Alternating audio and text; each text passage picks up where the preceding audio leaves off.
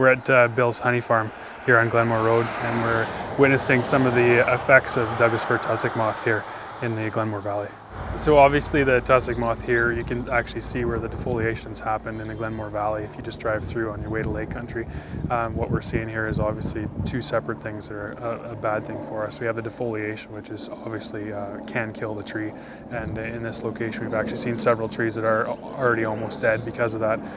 The second thing is also a public health concern. So we have tussocosis that people can get from simply touching the moth itself or touching the caterpillar. So we're trying to obviously warn the public about that, and that's part of our spray program, is to actually try to eliminate this tussock moth because of the fact that it can give people either a skin rash, and in the very most severe case you can get an anaphylactic shock from it.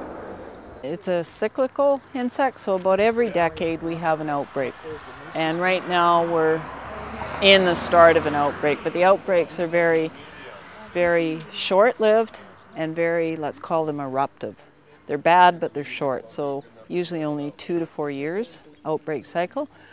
So they feed on Douglas fir, sometimes ornamentals, ponderosa pine, and they're a real pest of a low elevation site. So that's why it's more often than not on private lands, in people's backyards, in parks or whatnot. This area shows us a pretty good representation of the effects of tussock moth here. We can see actually on the house close by has cocoons all over it, has egg masses, and also the trees you can see quite a bit of defoliation here, also showing signs of cocoons and egg masses.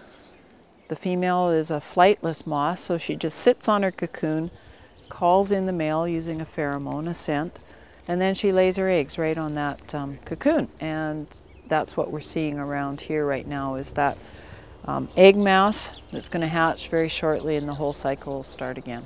The city's put forward a pesticide use permit, and it's actually been approved by the Ministry of Environment pending a 30-day comment consultation period.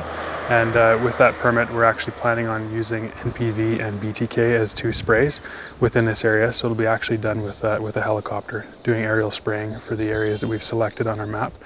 Well, we're very, very particular about the conditions in which we spray. It's a very, what we call, low volume. Virus is 10 liters a hectare, and then the other biological that they're going to use, BTK, it's 2.4 to 4 liters per hectare, so really small amounts, small droplets. We spray at wind speeds less than that, sort of 8–10 an hour, so very low.